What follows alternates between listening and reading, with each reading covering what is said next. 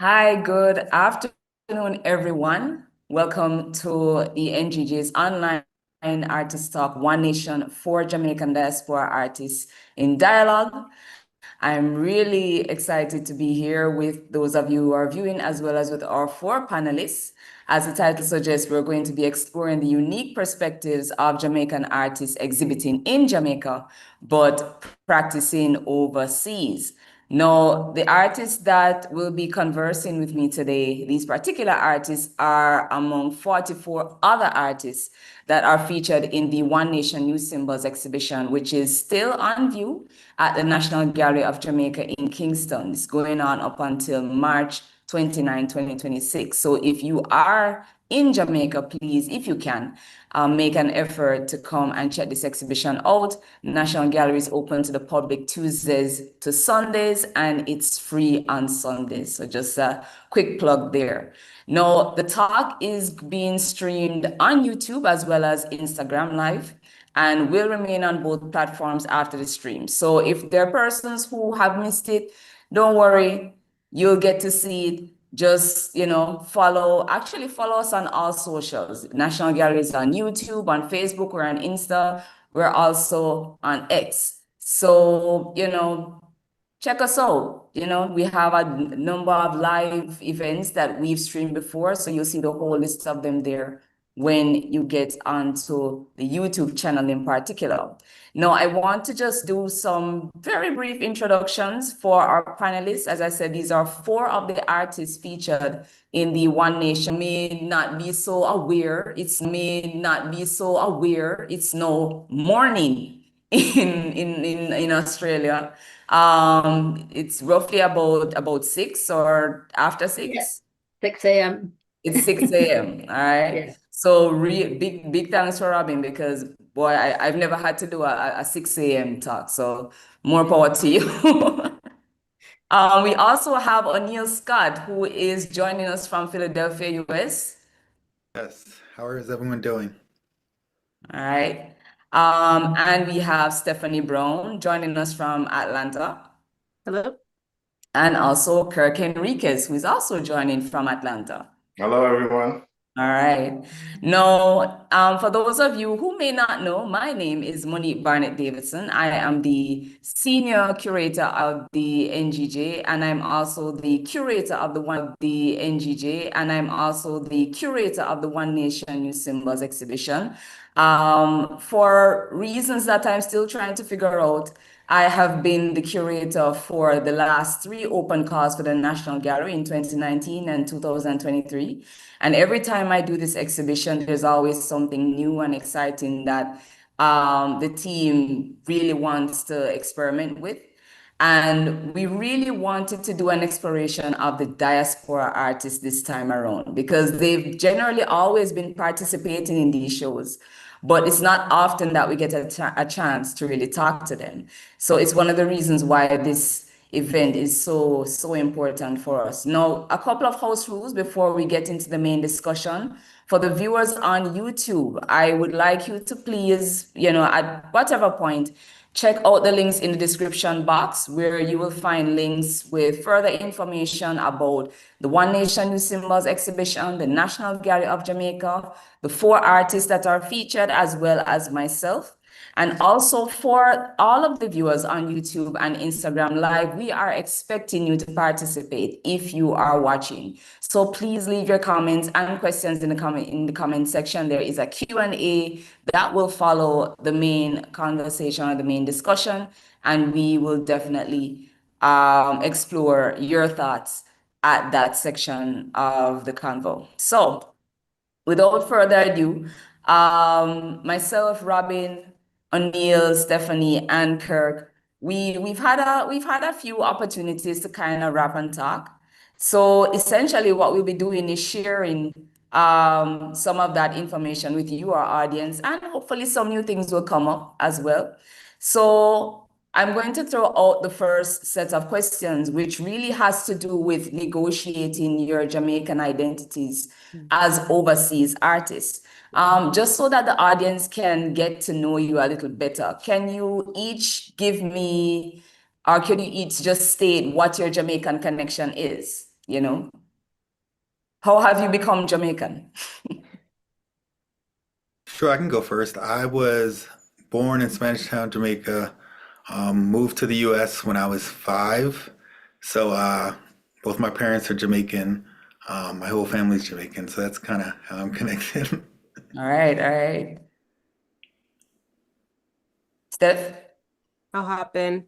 So I was born in South Florida. I'm the last of 5. So by the time I came around, my parents had already moved to the States. But both of my parents are Jamaican from St. Anne.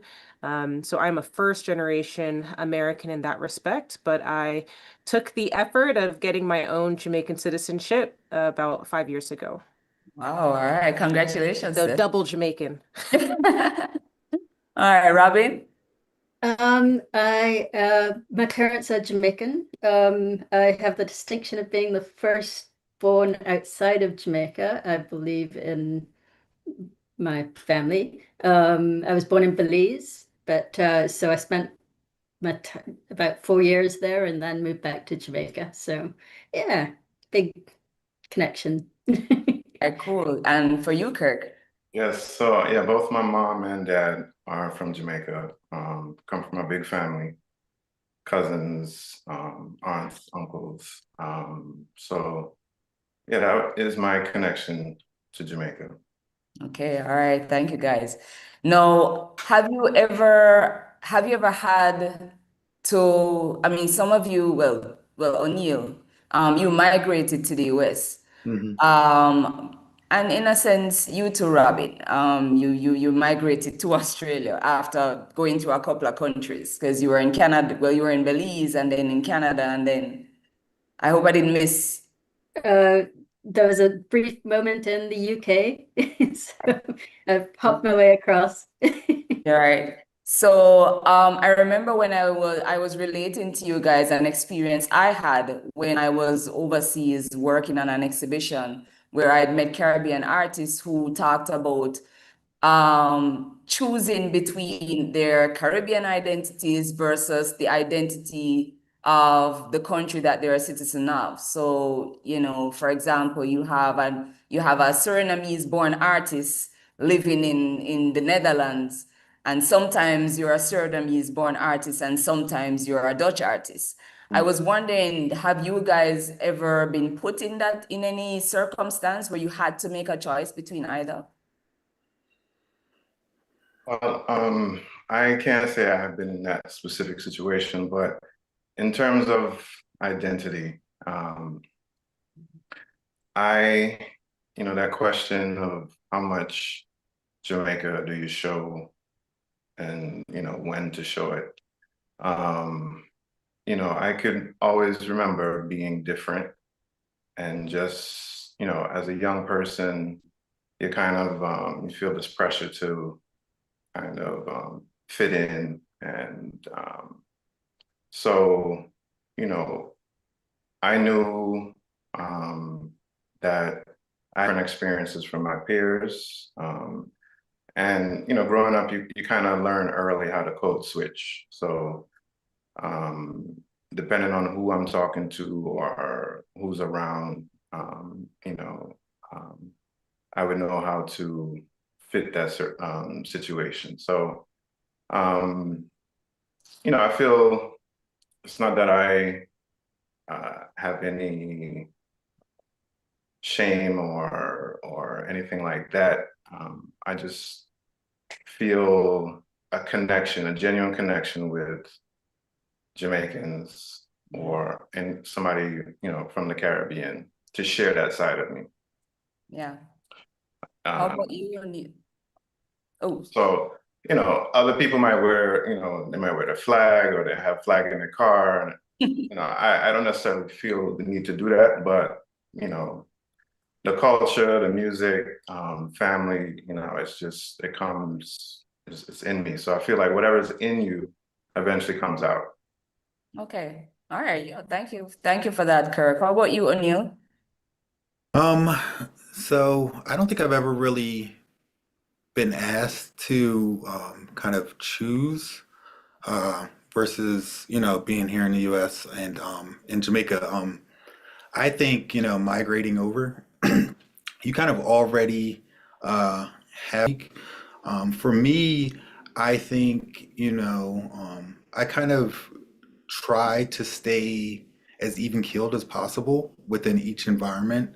Whether, I'm with my family and, it's really Jamaican culture going on at that time, or, I'm out and about around here in Philadelphia and it's really an American culture. So I try to just stay even keeled. And I think both sides of me come out in each situation. And I try to make sure that both sides of me actually do come out in those situations so that there's nothing left to chance. And everyone around me kind of understands, like, okay, he's grown up in both of these areas and he's able to navigate both uh, places clearly. So. Okay, all right, thanks, O'Neill.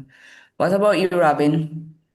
I guess thinking about it, because I've moved around so much, Jamaican has always been kind of maybe my anchor. It's been just, yeah, I've always said that I'm Jamaican because I don't really, when you move around, you don't really feel rooted in one place. So I've always had the island as my root, and I guess through family, it's kind of like there. So yes. All right, thanks, Robin. Steph? For me, being Jamaican has always felt like a non-negotiable for me. In professional settings, I've not necessarily had to pick one, like Jamaican versus American, especially like as an artist, they often ask you for your bio or however it is that you want to be described. And my artist statement and bio always includes my Jamaican identity. It's important to me that it's not separate. I also identify like the privilege that it is to know, like, my roots and where I'm connected to as someone growing up in the US in particular. But for me, my parents were very adamant about making sure I knew where I came from. I'd been going to Jamaica regularly since I was 3. So for me, that was always like a very core part of my identity, so much so that I never identified as African American. And Black is a term that I would be okay with, but African American is one that just never felt right because I know that I'm Jamaican on both sides, and I have that connection through and through. So that part of my identity's always come through. I think the conversation of having to switch, even what some people already mentioned around like code switching, I also feel like that's a very like Western experience. Like if you grow up in America, that's just kind of a thing. The way that nationality is looked at quite often. So yeah, that's how it is for me. All right. All right, thank you. Thank you for that, guys. So my next question under this theme has to do with how your Jamaican identity is reflected in your practice. What are the things about your art practice that pulls on your Jamaican heritage or culture or knowledge of Jamaica? And that's everybody. So I think, for me, I really wanted to be in this show so that my painting could be viewed in full context. The goat is a symbol and it means something different to different people. And, the acronym GOAT, greatest of all time, is something that's used a lot here. You could hear people say, she's a goat or he's a goat. The goat, yeah. And, in Jamaica, it's like, the greatest of all time, the goat ends up with them head cut off and stewed in a pot of curry, right? So you have one group that wants to be the goat and then another group that eat goat. So the work has been shown in New York and LA, and they bring a different lens to the work. And I was excited and happy for the work to be viewed with that perspective that's woven into Jamaican culture. Yeah. So And when you said, you know, when I see your painting, I feel like eating some food. Like that is it. You know, that is what you bring to the work that was missing in those other two places. Right. So yeah, that's so in terms of like, you know, I'm sure we can talk about this more, but in my work, I like to look at the figure and landscapes and just how integral they are to each other.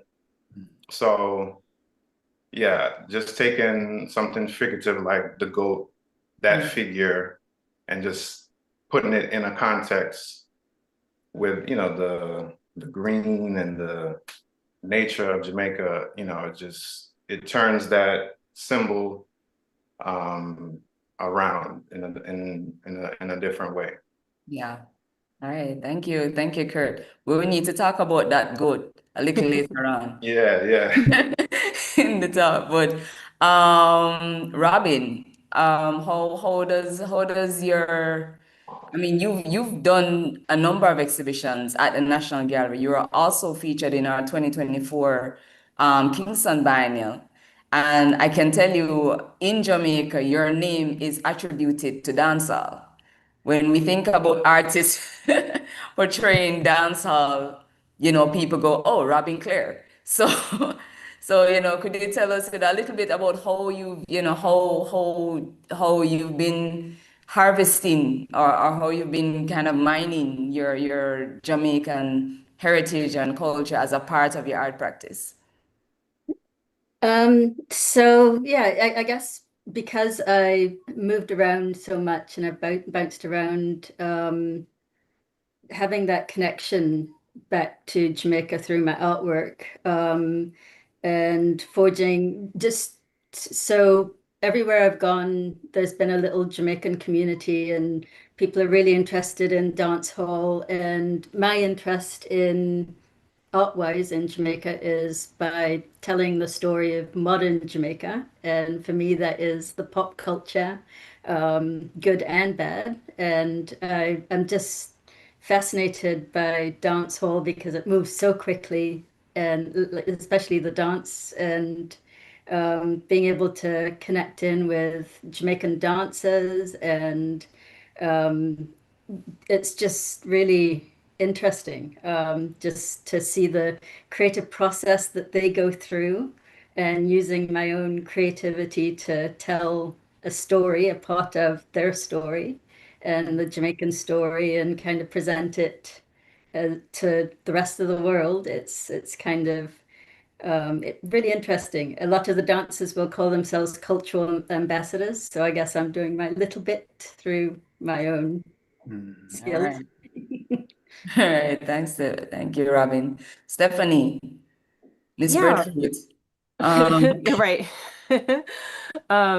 For me, I think my connection to Jamaica has always come through my practice, more in terms of a mindset and the way that I approach themes in my work. I'm always milestone goal for me, because it is the first opportunity that I've had to like be seen in my wholeness as an artist, and like my full identity. And it feels good to not have to explain small things. I've I'm the one with the breadfruit art in the show. And I even have like a breadfruit wallpaper and even the photograph of breadfruit roasting. I took that photograph ages ago. The wallpaper's new. Lots of people have encountered it and they just kind of see it as like, oh, that's so fascinating, you know? But then that's it. Like, that's the shallow, like, perspective. Like, oh, that's a really cool photo. Like, we can talk technical about it. They have no idea what they're looking at, you know? They don't actually know what that is. Um, so for me, exhibiting here at the National Gallery was such a really beautiful opportunity to dive deeper into the layers of not just this actual item, but what it means to me and what it means to our culture, and how I see breadfruit connected to the fullness of what it means to be a Jamaican. all right. Thank you, Stephanie. And you, Anil. Yes. So I think my work is probably rooted in the resilience that I think Jamaicans have, and the resilience that I've seen, I think, throughout my life, not from just myself, but also from my family members and the stories I've heard and the experiences I've had.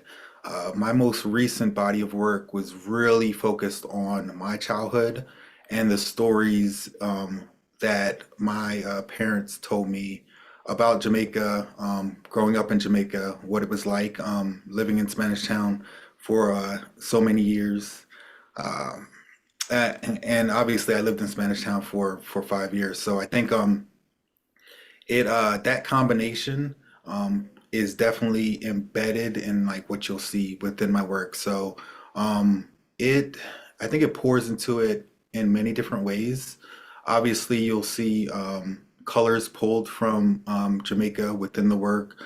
You'll see the greenery as well. You'll see traditional elements in there hidden throughout the work if you really pay attention.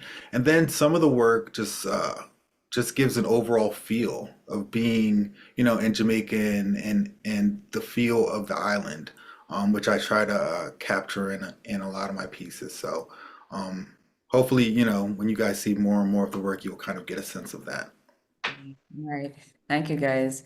All right. So I want to move on to speaking to the exhibition theme specifically. In March 2025, National Gallery of Jamaica puts out a call to say, hey, we're doing a new open call, One Nation, New Symbol. Like, did you have an immediate reaction to seeing this advertisement put out? Yes. What My was mouth it like? dropped. Describe it. My mouth dropped.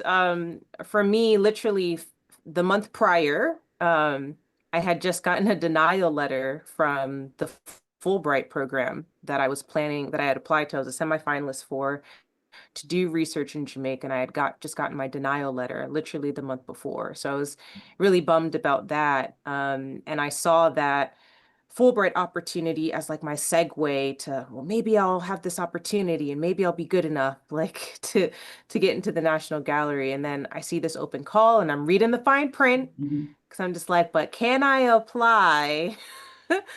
And the moment I saw that, yeah, it's like the floodgates opened for me. I applied with drafts of ideas. Like I just had like a floodgate of like ideas opening up. I was super pumped. But yeah, I was like, okay, this is my moment. So yeah, so as the application process like went through and I went to like semifinalist and I got in, I was like, this was meant to be. Like, forget the Fulbright. This is it.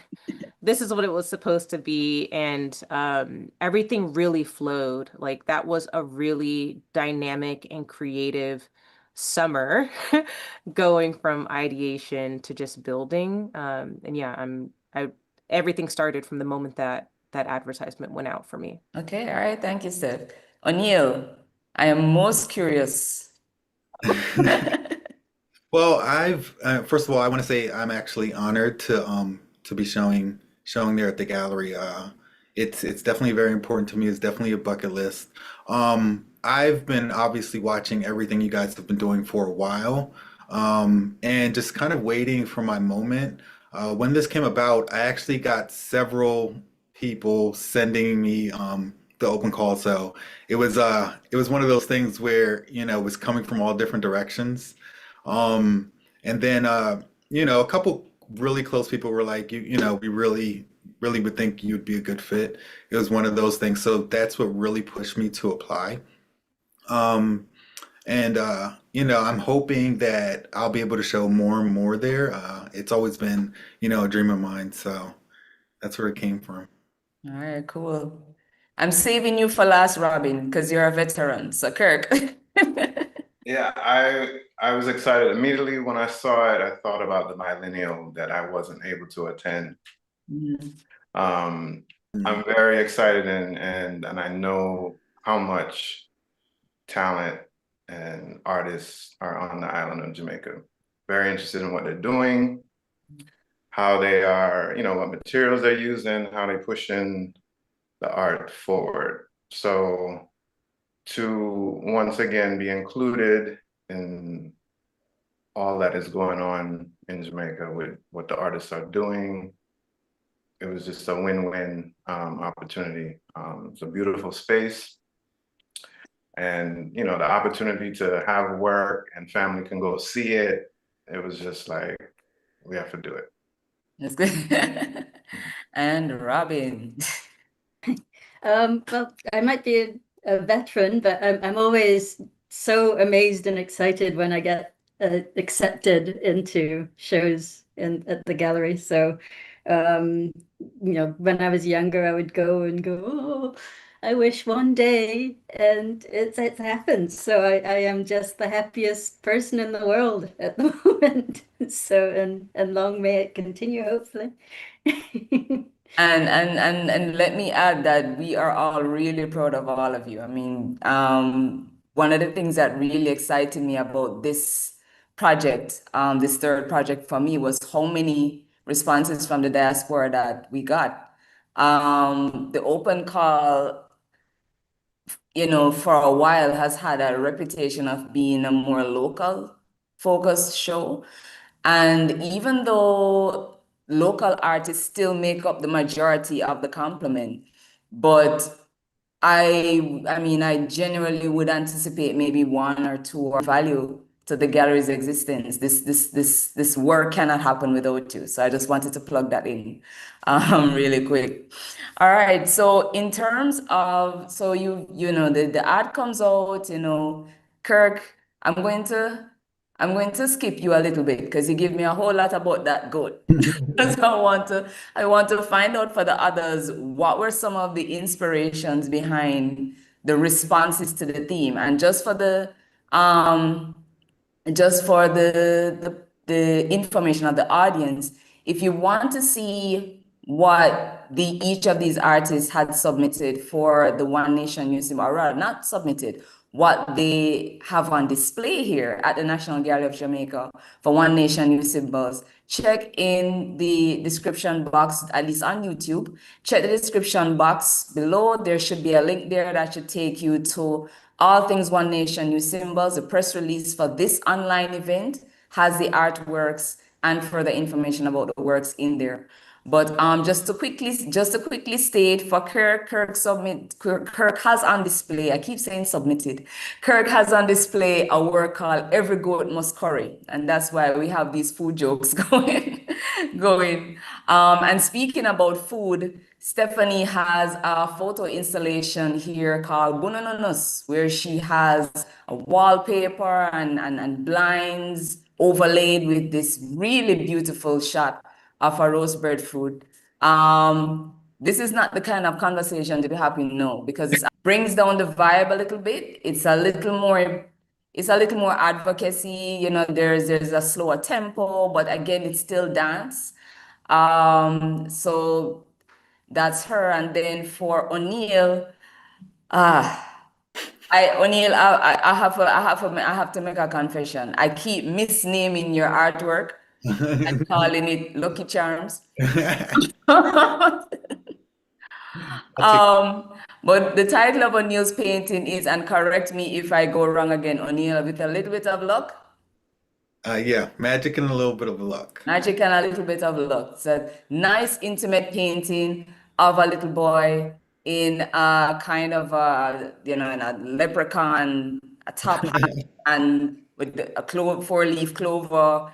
Really intimate and very interesting work. So again, please check in the link to see these images. But going back to the questions, what were some of the inspirations behind the work? Stephanie and Kirk spoke a little bit about theirs, but Robin and O'Neill, and whichever first. I can go first. So it's really, I mean, harping back on that sense of resilience, like how do we get here? And I think that leans towards the title where we're navigating the world. There is, you know, a little bit of luck involved to get where you need to go. Obviously, you have to, you know, work really hard and continue to like pursue and really don't give up on your goals. But I do think there's a little bit of luck involved with that. And that's kind of like, where the theme of the painting came from. It really dived into that migration from as a child from Jamaica to the US, and kind of like, how did I get here? How did I get to this space within my life? And it was really really, that persistence, and then, a little bit of luck involved, I think.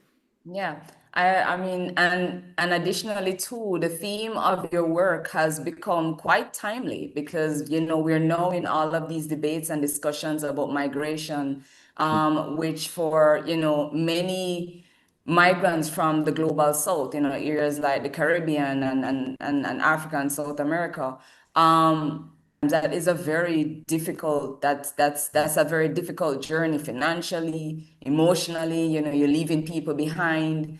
Some people migrate with family, some don't. So, again, to that theme of resilience, I think your painting and its theme has become really timely now, given the types of discussions that have been happening around immigration and movement. Absolutely. Absolutely. I definitely think there's a sense of bravery involved in it. It takes a lot to move and adjust and change your environment like that. So absolutely. Yeah. All right. Thank you. Robin, you handle two themes for the round corner. You mentioned it before in terms of looking at the dancehall dancers as cultural ambassadors, but also not just cultural ambassadors, but people representing their communities because they start off as small-time entertainers before they go off globally. I mean, when we had our meeting earlier this week, you mentioned Shady Squad. And I remember Shady Squad from like the early days of Dancing Dynamite, which is a local TV show about dancers. So I was very surprised to hear that Shady Squad is all the way in, they're residing or they've performed in Australia. And I know a number of Jamaican dancers, dancehall dancers have done that. And then your other theme looks at a darker side of Jamaican cultural realities having to do with gender-based violence, which it's one of the things that we were grateful for as we looked at the different works coming in, because of course there are a lot of artworks coming in for this show that were celebratory, but then there were others that were very unafraid in dealing with controversial or difficult topics. So if you could speak a little bit to those, Robin, what were some of the inspirations for you for those two videos?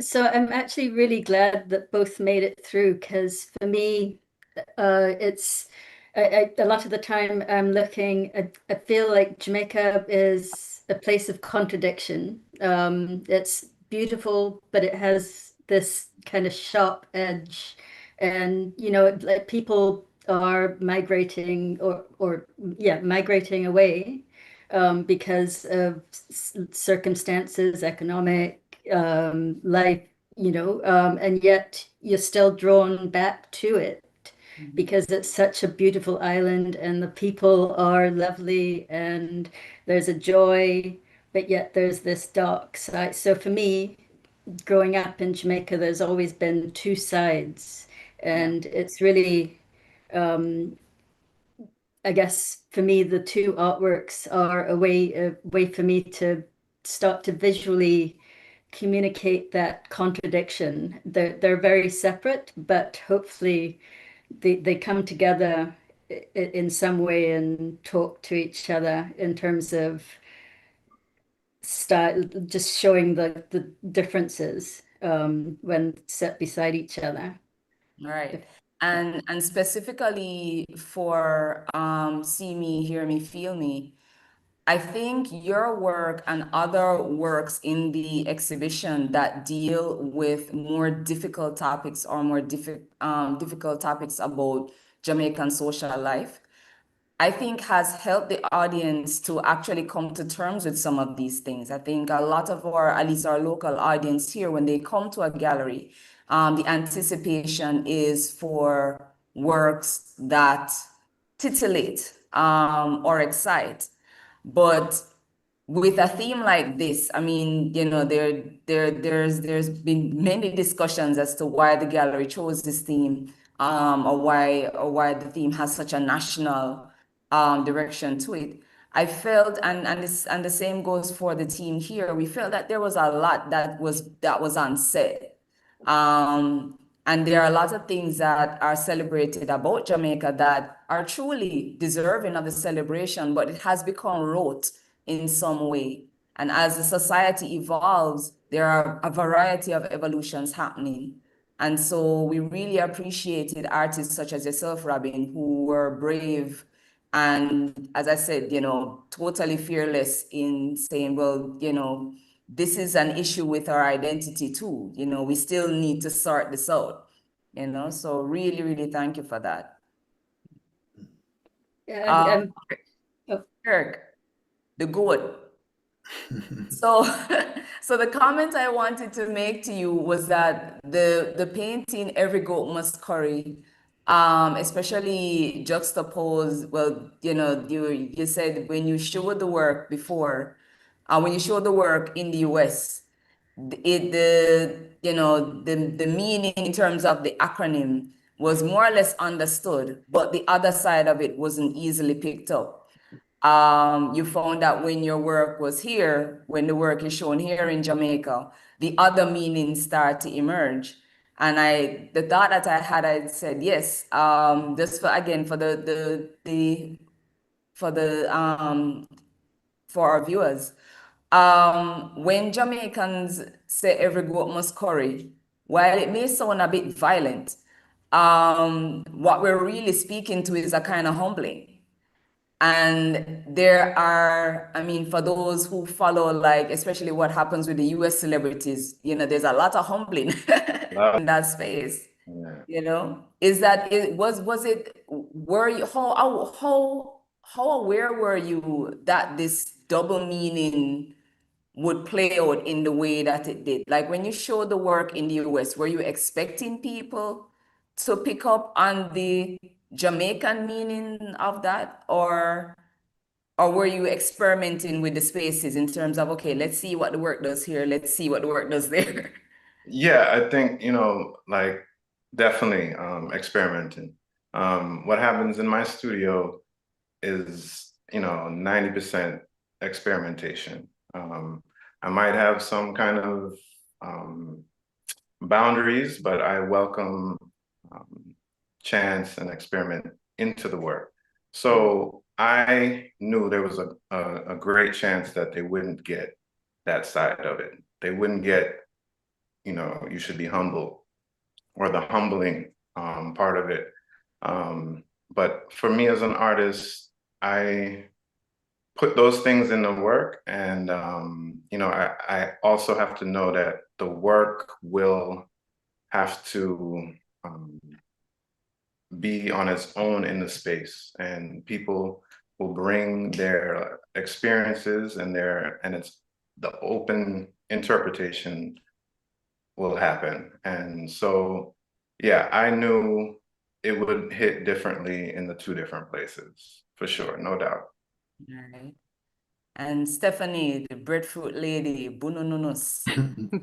You know, I really enjoyed when you were here in Jamaica installing the work and the conversations we were having around the symbolism of the breadfruit, and you were using it as a metaphor for growth. I was wondering if you could share just a little bit of that with our audience.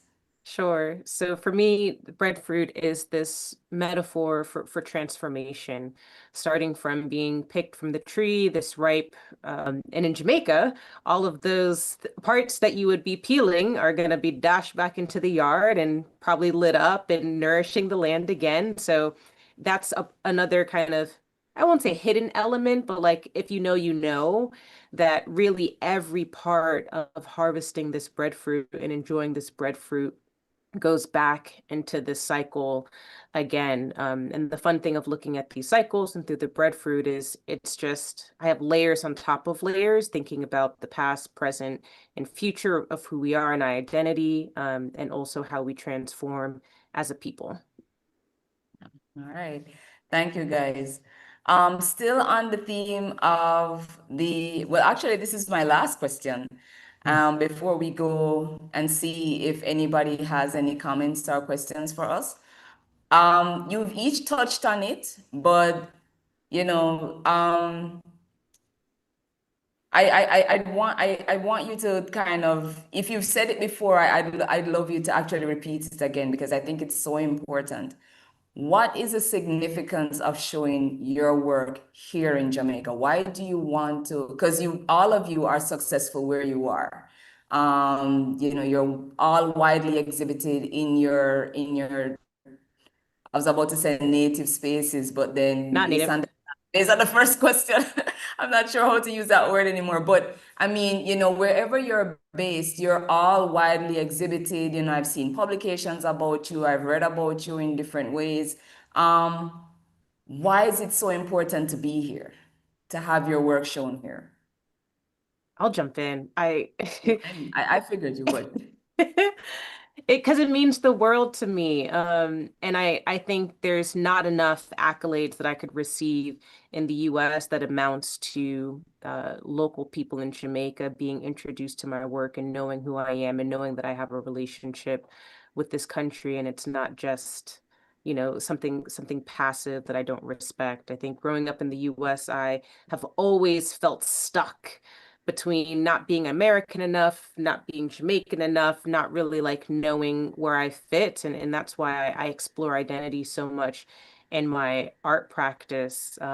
So it means the world to me because I feel like I came home. For me, showing in Jamaica was me coming home. It's where I belong. The moment I decided that I wanted to be an artist in like elementary school, that was my, I won't say my ceiling, but that was my like one of my markers of like I've arrived or I'm arriving is for my countrymen to see me.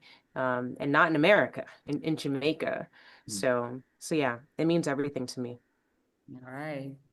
Yeah, I share a lot of those sentiments that Stephanie said, especially, the feeling of not, being too American to be Jamaican and too Jamaican to be American. But I have always felt a sense of home when I traveled to Jamaica. And, like I said, to engage with the local artists and see, the work and hear those voices and to be a part of that, I definitely wanted my work to be alongside that. Okay. All right. Thank you, Kirk. Robin? So apart from it being always like amazing to exhibit and develop a, a, it sounds a bit presumptuous, but try and forward dance hall into a contemporary or into a museum space and get the dancers to come in and kind of big up themselves and see dance hall on the walls. We are part of the fabric of what is making up Jamaica. So that's been exciting for me. Yeah. You would have been even more excited to see the kids. Oh, I wish I was They there. absolutely love watching Round Corner. Excellent. For you, O'Neill. Yeah, I mean, I think I echo a lot of what everyone just said. It's also very important for me to have, I think, my family in Jamaica to be able to come and view the work and feel a sense of pride when they see it on the walls in the National Gallery. That's been, something that I've always wanted to share with them. Uh, Being that my uncles and my grandfather kind of instilled art in me as a person. I feel like them being able to have the opportunity, or their lineage being able to have the opportunity to be able to see the work and realize that it's someone from within their family showing at the National Gallery is very important. All right. All right. Thank you. Thank you all. I just want to check with my crew here to see if We have anything from our audience? So we have one question from IBLC Trade. And this question is directed to all of you.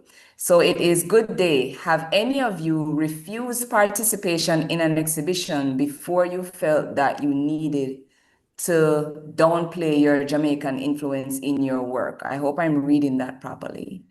So the question essentially asks, have any of you ever been in a situation where, or been in a circumstance where perhaps your work, there were elements of Jamaican influence that, let me just reread the question. Have any of you refused participation in an exhibition before you felt that you needed to downplay your Jamaican influence in your work? I'm hoping the meaning comes across. I think I take it as if I turned down an opportunity because I wasn't able to share that I have Jamaican connection or background. I think what am I be asking? I don't know. It seems like that's what the question is asking. All right. So, yeah. So for me, no, I do a lot of layering in my work. It's just I use non-traditional materials.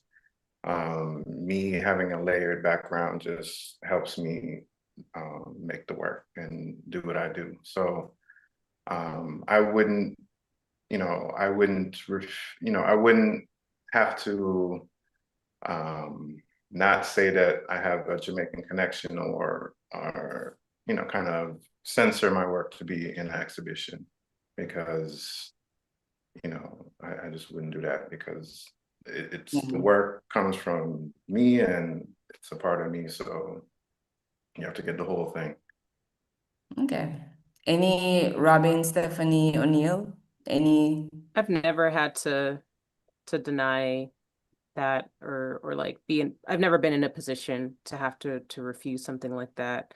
I think also because most of the places that I've shown are like in the US, and the US loves an other, and loves a conversation around that. So I think when you have so many entry points to your work, and for me in particular, like I think similar to what Kirk was saying too, you just kind of let the viewer take and leave what makes sense to them. I've not necessarily been in that position. Okay. Robin, and you? For me, I've not had that situation on the artwork side. I've had a couple strange situations as an illustrator where people have either tried to use Jamaican culture, so use my dance illustrations for something that I've not necessarily agreed with, so I've said no. Or tried to say, well, can it be a little less, Jamaican? And I've gone, well, no, that's what I do. So yes, I've had those situations come up, but not in the art world. Yeah, I understand. O'Neill? Yeah, same here. I mean, I haven't really been put in that situation. I think for me, it would just be an automatic refusal. I just paint what I paint, I do what I do, and that's a part of me. So, if anything, I would lean more into it if someone actually said that. Yeah, so that's kind of, where I'm at with it. Okay, all right, thank you. Second question, and this one is from I Am the Paris. This question is for Robin. How accommodating is the Australian art world to an artist of colors joining the scene and making it a second home? It's very competitive over here, and we are also I am kind of going up against, there's a massive Aboriginal art scene over here, and it is just amazing work. And it has this just historical depth to it, and yet it can be contemporary. So it is, it's quite daunting. And when I actually make it into a show over here, it's quite exciting, but it hasn't been easy to transition in over here because of the themes of my work being purely about Jamaica too, or people just it's a little too niche at times. Although people find it interesting, it's there it's yeah it's takes a lot of time to educate on the historical and the kind of placement of the body of work, but it can be done, and when it happens it's very exciting to be able to share the culture. Okay, all right. Thank you, Robin. Thank you for that question. I am Paris. There is a third question. This one is going to this is a general question to all of you, and it comes from David Hinton, 5845. Where do you get your art inspiration from? I know that's a scary question for me, so I'm praying for you. Well, I guess for me is lived experiences. I feel like I'm always hurting or hoarding, I should say, images, whether I'm watching films or photographs, or I'm just walking through, life. I just kind of store images. And I feel like, again, my art practice in my studio, I like to experiment with different materials. So that's what keeps me coming back to the studio, is the possibilities. Yeah. All right.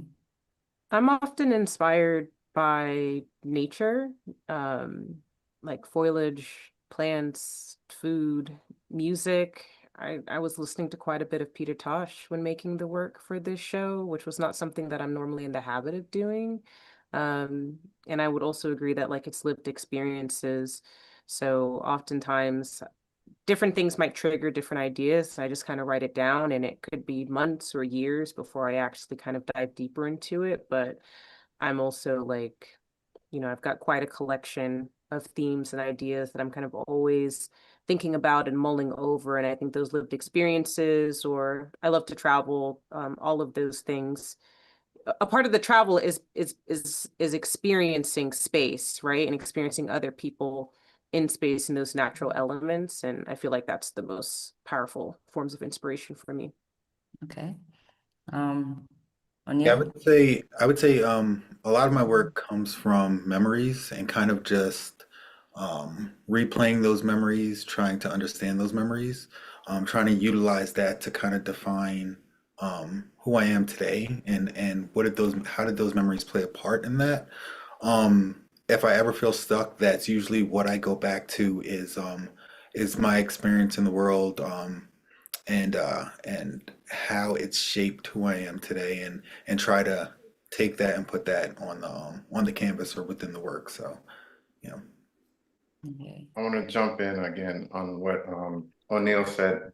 Yeah, I think like for me specifically, like in my work, I explore figuration and abstraction. And with the figure, mostly what I'm trying to get at is how we do, things in the way that we do it. And what I mean by that is like,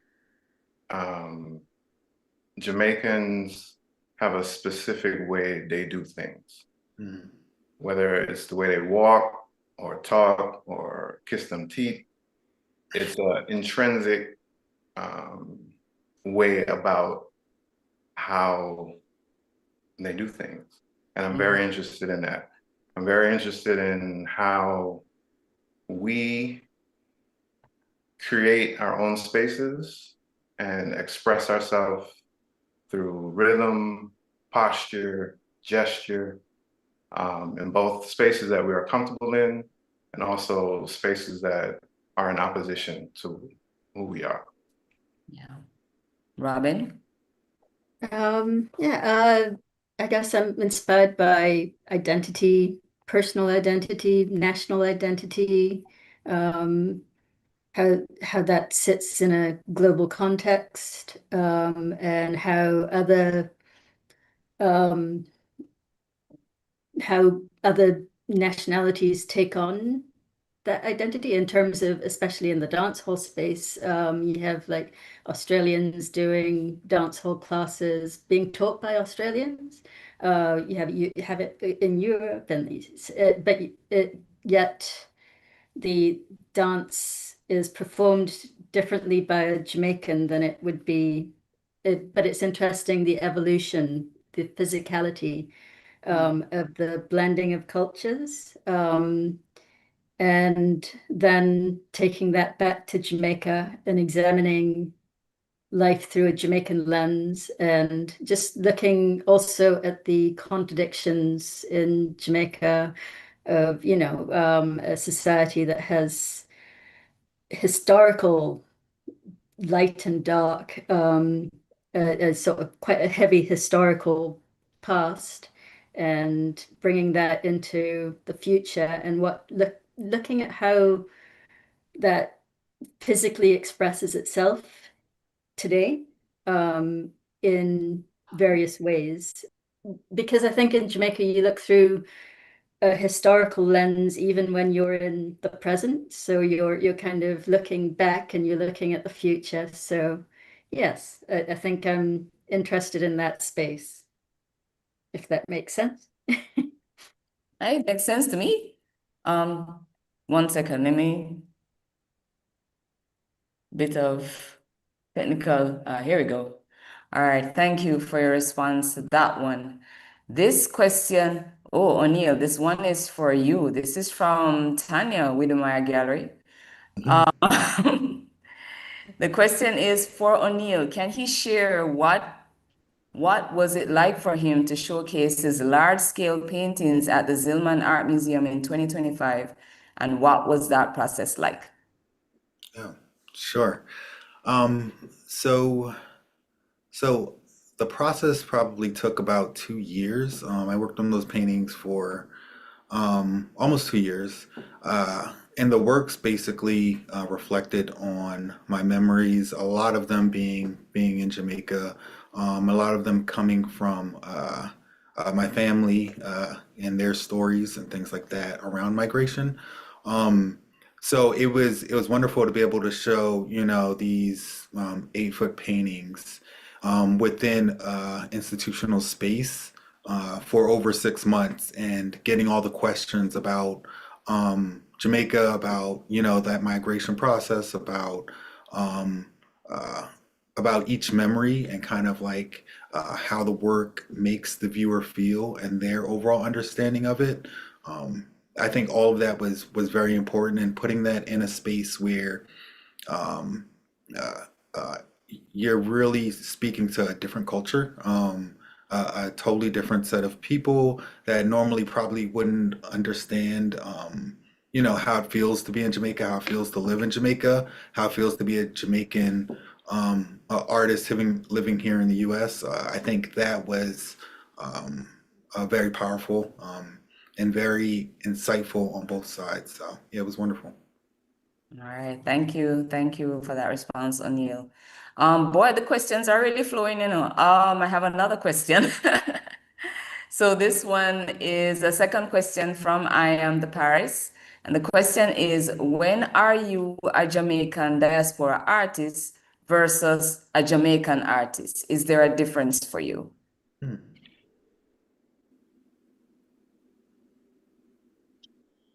I don't think there is. I don't know.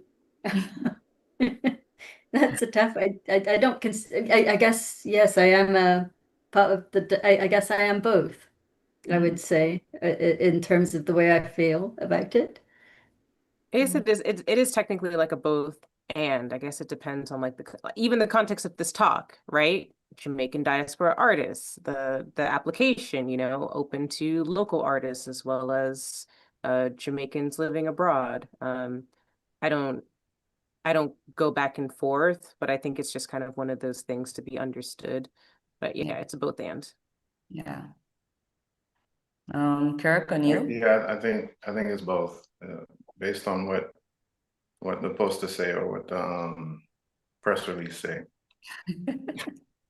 So Sometimes it's just for SEO, right? It's like, you want to gather like Jamaican press, you want to gather foreign press. So sometimes Yeah. it's not that deep.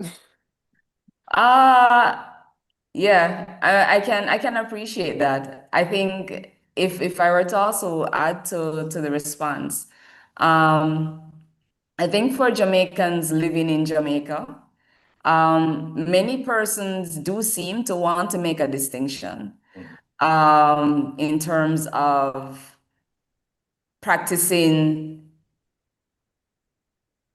or let me rephrase that, in terms of being based overseas versus being based in Jamaica. I think for a lot of Jamaicans, there are differences that they think they can see. So for instance, when you're just, on average, just walking on the street, you go through any of our town centers, Mobay or Kingston or, Port and wherever, it's easy to spot someone who doesn't live here and is not or who may not be socialized here because and you all have touched on it that there are specific. I think especially you, Kurt, there's a way that Jamaicans do things. There's a way that they move and a way that they talk. There's a way that they twang. And so I perhaps the question is coming from that. It's coming from that local awareness of a distinction, you know. I get it. I could, what that makes me think of is. Although I told you, Kurt, that you tricked me. I get that a lot. What that makes me think of is I can make the best jerk chicken, right? But once they hear say I make it here, it will never, ever taste as good as it is in Jamaica. Yeah. Right? So I completely understand that distinction. So that's why I don't fight it when I say I accept both, because I get what they're saying when they say, they have the more fresher ingredients. They can argue how much better the jerk chicken is there. Yeah, yeah. And I'm doing the best I got with what I have access to, and it tastes good. Yeah. Totally. And you want to weigh in on this one? If I have to. Yeah, I think I do agree with both. But I fully understand artists living, working, and being born in Jamaica, wanting that distinction. And that makes total sense to me. Obviously, being born in Jamaica, I do feel a close sense to that, but then I also feel close to my current environment as well. And I'm growing up here in the US. So when I show, I'm usually Jamaican born, US based type of artist. That's usually what it says. But like I said, I fully understand with relating to both. So yeah. All right. If I can, a tiny challenge, if you will, is though I understand like the question and even the different perspectives of the question, it makes me also ask like, but who does it benefit to even like consider the distinction? Because I had no say in where I was born, Right. but my actions, how I carry myself, my forthright determination to like, have a connection. As you said, Kurt fooled you. I do think there's a bit of like pride and like when I go to Jamaica, I dress a certain way, I carry myself a certain way differently than when I'm here. I think there is a bit of pride of like, ooh, can I fool the locals? how will they know? Um, because to O'Neill's point, like I can't say Jamaican born because I was born here. Yeah. So how I connect myself to Jamaica is really important to me in that way. But as we think about the distinctions, I feel like what's probably more important than the terminology is just acknowledging the differences, acknowledging the privilege one way or the other. But I think we can acknowledge that without necessarily like prioritizing a hierarchy, because just distinctions tend to innately bring about conversation around hierarchy. Yeah, yeah, and for me as a curator, I mean, whenever I work on shows, while I can appreciate the politics of identity, attached to the artist or even attached to the artwork, but for me, I start with the work. I start with the work and then I expand my vision to the personalities. Um, you know, and as much information as I can get is always useful to me. This opportunity to talk to the four of you and kind of get to know you guys better. This is extremely valuable for me and how I will process working with artists based overseas in future shows. But for some people, the distinction really does mean a lot, but there are other persons too where it's not that huge a deal. To your point, Stephanie, about who it benefits, I think that people believe that there are benefits. Someone showing at a particular brand museum overseas may be seen as having more status than someone who has only been exhibiting locally and has not had an opportunity to go overseas. Again, tied to this idea that overseas is better. There are all those little dynamics that Right. which I mean, I don't, I can almost bet that each of you can rubbish that. Overseas is not necessarily better. There's values in both spaces, good and bad, you know. But at the end of the day, I am just really happy for the opportunity to interface with Jamaican artists wherever they are. I personally don't designate status based on your location. I do that based on the quality of the work and what you've been doing with your practice. And obviously you guys have been doing amazing things with your practice. I mean, if this was a live audience, I would have the audience clap you for taking the time to talk with me today. This was really a wonderful, wonderful conversation. Are there any final words? Any last things you want to share before we close? Let's go see the show before it closes. Go see the show. I'm so excited to be among all the artists, local and abroad. I think it's a wonderful show. And Ms. Davidson, as a curator, you brought it all together, which is not easy. So thank you for the opportunity. And yeah, go see the show. Thank you. Thank you. All Abs- right. I think it's ditto for Robin and Anil. Absolutely. Thank you for the opportunity. Thank you for accepting the invitation. As I said, your works. I mean, there are 48 people in total. That's a lot of people in one show. So I mean, there was so much value added with having these works here in September. The opening was phenomenal. Um, and the numbers, the flow of people through the space, specifically for the show, has also been very interesting. We're definitely seeing audiences that don't usually come to the gallery. The gallery has a kind of status as being, for older folk. But we're definitely seeing the fruits of our labor, and I think you guys are at the foundation of our thanks for that. As I said, the place wouldn't be here if it wasn't for people like you. So thank you. All right. All right. That brings us to the end of this discussion. I mean, I wish we could go on longer, but of course, there will be other opportunities, so we won't fret that. Mhm. I want to, before we close though, say some thanks. First off, I'd like to say thanks to Sergeant Morris of Set It. He has been our technician behind the scenes, ensuring that this feed is streamed successfully on our YouTube and Instagram live pages. So big ups to Sergeant. I also want to thank the curatorial team. I have 3 of them here with me who have been monitoring behind the scenes, making sure I don't slouch too much in my chair, just just making sure everything goes smoothly, and also fielding the questions. I also want to thank the audience members that sent in questions and comments. Thank you so much for your participation. It means a whole lot to us here at the gallery, and I'm sure it meant a lot to the artists too to hear from you.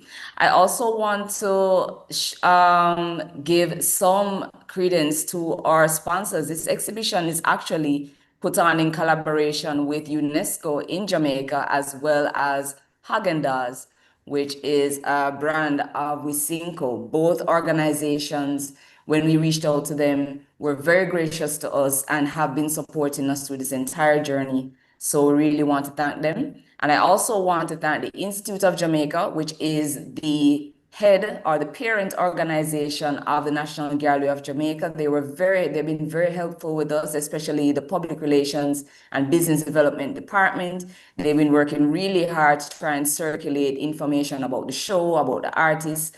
And, we look forward to continuing this journey with them until March 29, when the exhibition closes.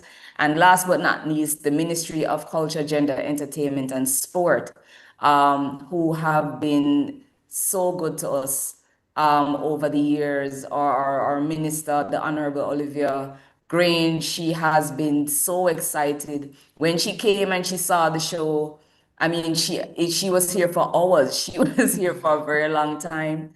She was here when the crowd left. She was still walking through the space. She absolutely loved the show, and she loves all your work. So we have to give her and her team a huge thanks as well for all of the support. Ladies and gentlemen, viewers on YouTube or on Instagram, this was One Nation, 4 Jamaican diaspora artists in dialogue. As I said before, there are 4 of 48 artists featured in One Nation New Symbols exhibition, which will continue to be on view until March 29. If you're here on the island, please do make an effort to see the show if you can and if you care, as well as please follow us on all our socials, on YouTube, on Instagram, on Facebook, and on X. This has been a wonderful Saturday afternoon. Wishing you all the best. Well, it's Sunday morning for Robin. Robin, you kept up very well. Thank I you. must say. You look like 10 o'clock. I've seen the sunrise, so it's a unique thing, which is good. Yeah, man. But thank you all. Robin, Kirk, O'Neill, Stephanie, thank you for joining us, and we look forward to the other developments for this show as we head towards March 29. So all good. We take care. Take care. Look at more. More big up on yourself.